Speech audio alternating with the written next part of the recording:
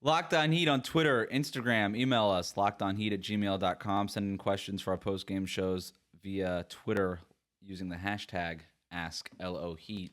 LeBron James, after the loss in Miami on Wednesday night, said this following quote. It's pretty juicy. I think about how much longer I'm going to play the game. I think about that I don't want to finish my career playing at this level from a team aspect. I'll still be able to compete for championships because I know what I can still bring to any ball club with the right pieces, end quote. Basically, LeBron's saying, put the right pieces around me, I can compete for a title.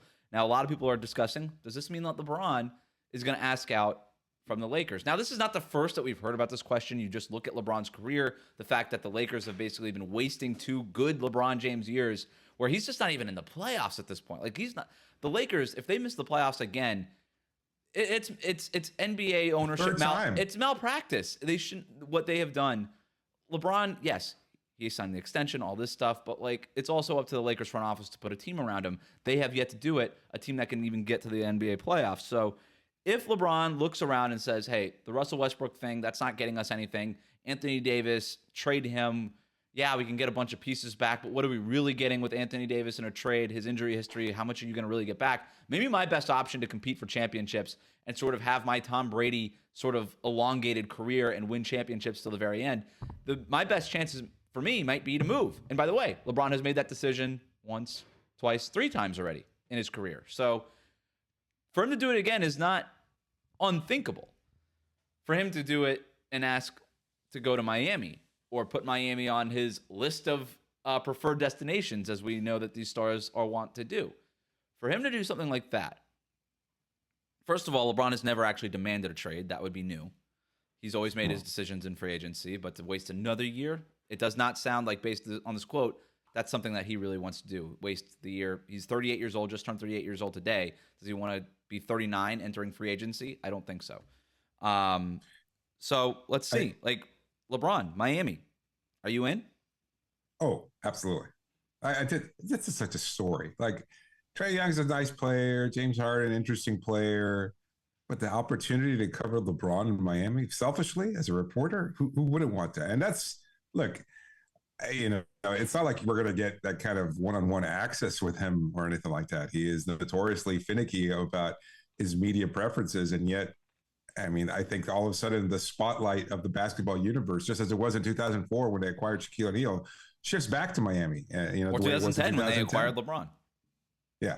So I think all of a sudden you're back on the center of the NBA map, and that's not a bad place to be. No. So I think it would make things very interesting. From an on-court fit, we saw him still, even at his age, play at an incredibly high level, and not just against Miami, but the night before. So while there might be age concerns and health concerns, as he said in yesterday's post-game press conference, if his mind is up to the task, he can make his body live up to that task as well. And I believe him. We've never seen anything like what LeBron is doing at this point after 20 seasons in the NBA. This is not your typical aging, near retirement, end of the line kind of road for him. This is a very, very different person. The way he's always treated his health and his body and his longevity, it's always been a factor for him. So I am not concerned about that. Yeah, I have no reason to believe that he won't just average 27 and 7 for the rest of his career, however long he wants that to be, right? I have no reason to doubt that. He's figured out ways. Is he as amazing and physically dominant the way that he used to be? No, but he's so smart. He's so intelligent. He picks the right spots. He had that clip going around the other day of him old manning the Dallas Mavericks, or was it the Orlando? I can't remember which game it was, where he just pretended to kind of be tired and then just kicked it into high gear and then made the layup. Right. Like, he's just figuring out new ways to get his numbers and to be productive. And LeBron isn't just a get numbers guy. I still think he meaningfully impacts winning when he's on a team that can facilitate that. And the Lakers right now are not that team. I still have him as one of the best 10 players want to add to in the league. Because I've seen those comments too. It's like, oh, those numbers, he doesn't impact winning anymore. Yeah, you try winning with Wayman Gabriel and Lonnie Walker the fourth, and like, come on, like, did you saw that roster yesterday? Couldn't even get the first Lonnie Walker. He had to get the fourth one. Couldn't even get one of the first 3. Bad joke. All right, moving along. Yeah, he's still a great player. Like, that's the top thing. 10, top 10, no doubt about it. And by the way, I had this thought the other night. I think we all consider him like, look, a lot of people kind of have him in the top 10, but in the low, like you look at ESPN rank, The Ringer, Washington Post, Sports Illustrated, whatever, they all have him like somewhere between like 7 and 10. I think if LeBron really cared about it and thought that he had a chance to win a championship, I have no doubt that he could kick it back up into top 5 territory, MVP conversation territory. Like, what's his motivation right now? Right? I just don't really know what it is. You get an engaged LeBron in the playoffs, you have a chance. Period. End of story. And right now, that's what the Heat need, is just a chance. Okay? And so the cons, obviously, he's 38 years old. You would have to probably mortgage your entire future for what would be a super Doesn't matter. Short window, probably. But that window would be wide open. But I'm just trying to go through the cons here. No, Here's I the know, other problem. If you're the Miami Heat, okay, and you're looking to make that big splash, this is not so much a problem, but just sort of a thought process, a thought exercise. You're the Miami Heat. You're going into the summer. You didn't get to where you wanted to go this year. Again, hypothetically, but probably also. You're looking to make that superstar splashy acquisition. You just go. This is the way it works. You go to the top of the league and you work your way down. And you said, let's start at the top, best player in the NBA.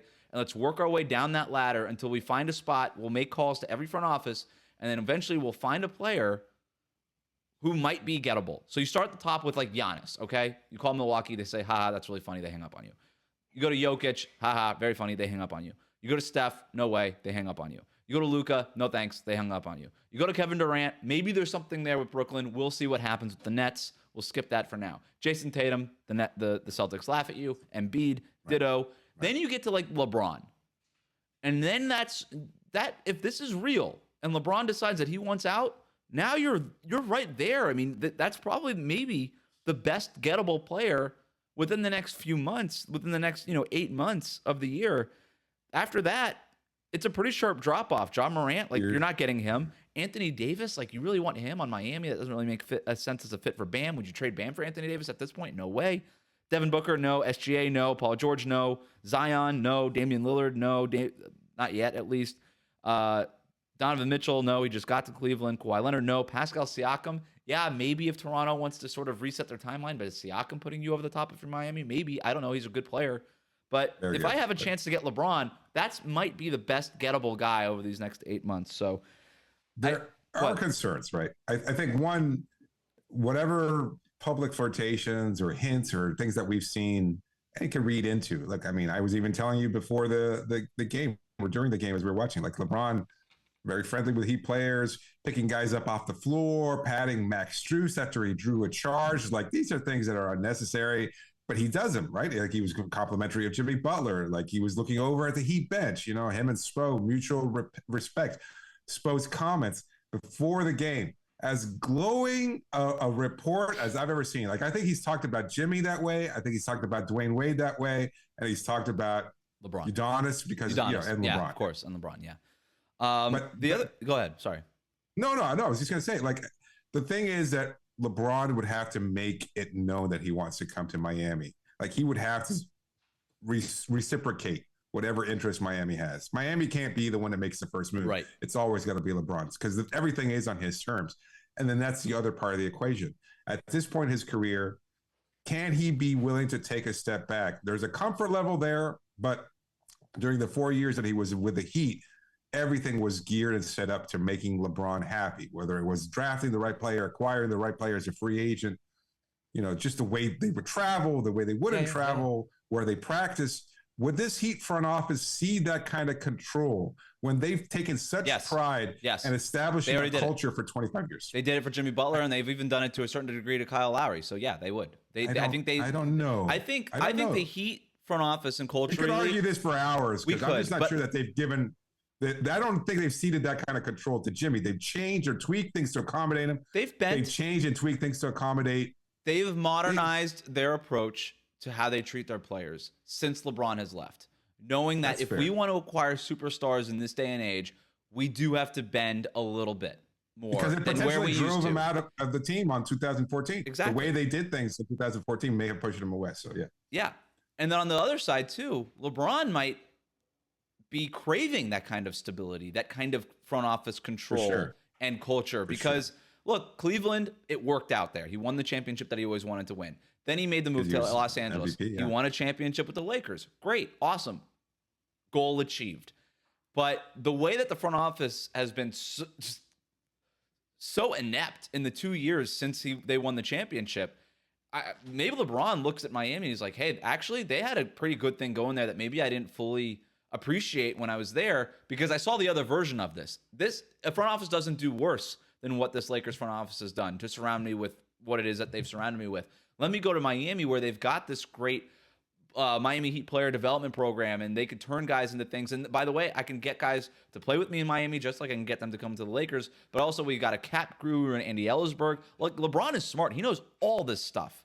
Like, for him to say that the Heat's front office is better than the Lakers does not take much of a stretch to get there. So that's one part. The other part of it, too, is that we know that LeBron at this stage in his career, he likes his off-the-court life. He lives in Los Angeles. It's beautiful. All these things.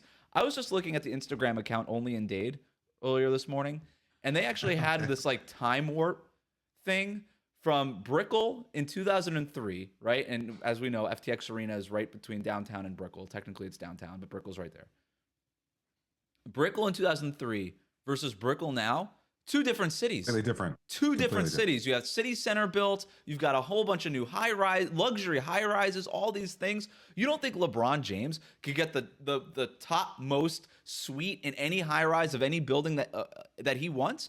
Of course he can. It's LeBron James. He could probably just build a new building if he wants. There's plenty of land. There's plenty of cranes. There's plenty of construction. He could just have it done. So we call it the LeBron James Monument Building if we want. I'm good with it. As long as we get a couple of another years of LeBron James, I'm down. But Brickell now has turned into such a place with all the business opportunities and things like that, where that could also be interesting to LeBron James in a way that Miami just wasn't that when he was here from 2004 to 2008. It wasn't that. Miami is completely different now in a lot of different ways. So one last thing to add to this. Yeah. I think he was happiest here. I know this is completely subjective and everything else, but I think he was happiest here. Like the things that he went through after the decision, the backlash, the support and structure that this city provided him, the way he was beloved. Like, we haven't seen that version of LeBron ever. Like, I'm still kind of feeling my way through. And this is a kid who was, he was 18 when he entered the league and he was thrust into the spotlight. Yeah, he liked it. He loved it. He wanted, he needed it. But he also, it was a difficult process for him. He wasn't able to do what he wanted to in Cleveland early on. But I think that was always, I'm from Akron. I have to play in my hometown. I'm lucky enough, fortunate enough to do it. But as far as growing into being the kind of person that he is today, I think he learned most of that and was happiest doing that when he was here in Miami. The moment he was happiest in his whole career was 2016 winning the championship for Cleveland. That was the happiest moment he had in his career. Big pressure off his back. But sustained happiness and everything that meant for him. I mean, I believe in that stuff. The most sustained happiness, I agree with you. Not the first year. That first year, he admitted, sucked with being the villain. He didn't like it. But those 3 years, those next 3 years in Miami, where his maybe 2.5 based on whatever. That was the longest amount of time that he was happy in his career. Anyway, he can have it again. One last thing before we go here. What would it take to actually get LeBron James?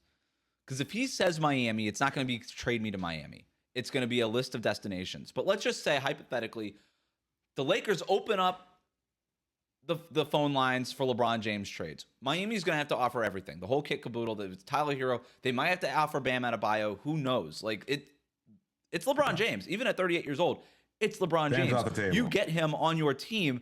If you're an owner just thinking about selling the team, you just get LeBron James, trade for him, you get him to sign a contract extension, sell the team. You just increased your valuation by like $1 billion, and that's not an exaggeration. So that's part of it. But let's just talk about hypothetical trades here. The Knicks, they could trade Julius Randle, RJ Barrett, whatever picks that they were going to offer for Donovan Mitchell, Kevin Durant, whatever. They could do that, okay? That's right there with probably what the Miami Heat can offer. The Grizzlies, they have all their young players, assets, picks, all that kind of stuff. LeBron James in Memphis, kind of shepherding a young Ja Morant and Jaren Jackson, all that kind of stuff would be really interesting. I don't know if the Grizzlies would do that, but whatever. The Brooklyn Nets, what if they were to just trade Kyrie for LeBron straight up? That way the Lakers could still have their star. Brooklyn gets off of Kyrie, and then you pair LeBron with Kevin Durant, which would be, talk about stories. That would be incredible. they could maybe, if they don't want to do Kyrie because LeBron wants to play with Kyrie again, maybe there's a Ben Simmons thing that kind of reshifts the Lakers timeline around Ben Simmons, depending on what he looks like, whatever. That's an option. The Hawks, who we just talked about, what if they just said, we'll give you Trae Young for LeBron straight up? And the Lakers are like, hey, we could just sort of reset our timeline. Trae Young, 24 years old. We can build around him.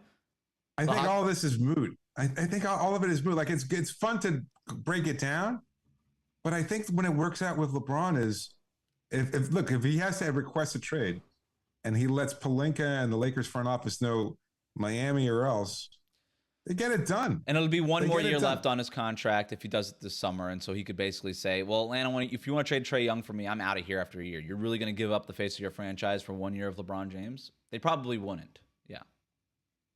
So I think, that would be a conversation between Riley, Ellsberg, the Lakers front office. They figure it out. Like, again, to my point earlier, LeBron would have to specifically tell to Pat, get it done. I want to come back here. The same way he did with the Cleveland front office in 2014. We know about those. Yes. We know about this already. He was already talking to Zydrunas Ilgauskas, his former teammate in Miami and in Cleveland. He was already talking to the owners of the Cleveland Cavaliers. We know that it was already something he had laid the groundwork If LeBron wants it done, it'll get done, right? That's been mostly, except for getting Russell Westbrook traded, of course. That's where the limits. But even that was the move, right? Like he says, I need a third superstar because AD is going to break down on more than one occasion. I need somebody to help carry the load from time to time.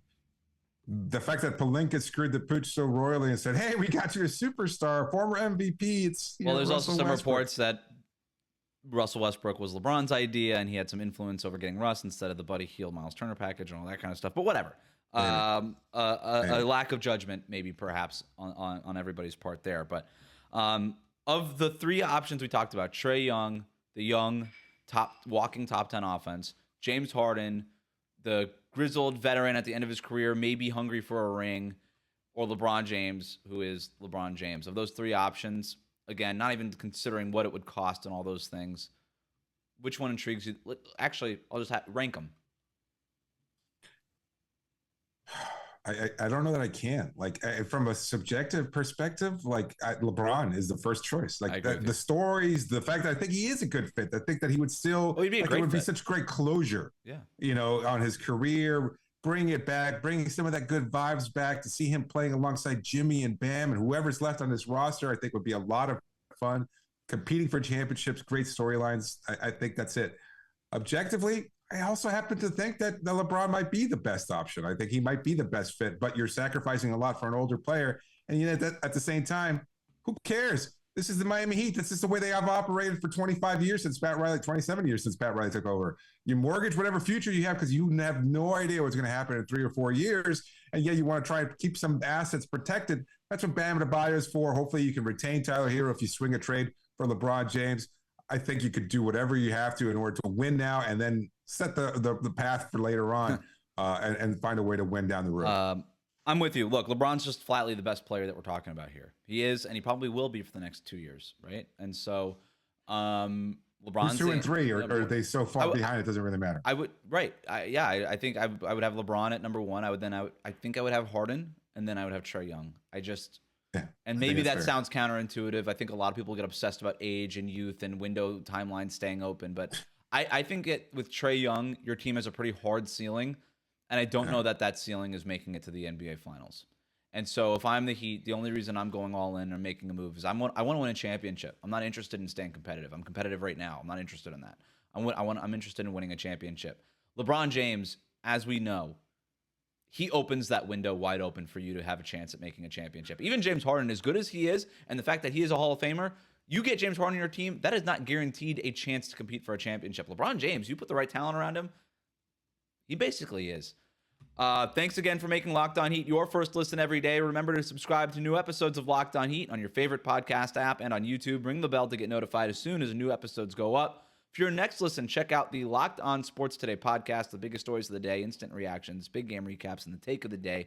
It's available on the Odyssey app, YouTube, and wherever you get your podcasts. This is our last episode of the year of 2022. Next time we see made you, it. It'll be 2022. Somehow, another one. It'll be 2023 the next time we see you. In the meantime, Happy New Year to you watching and listening, and Happy New Year to you, David. Feliz año nuevo, Wes.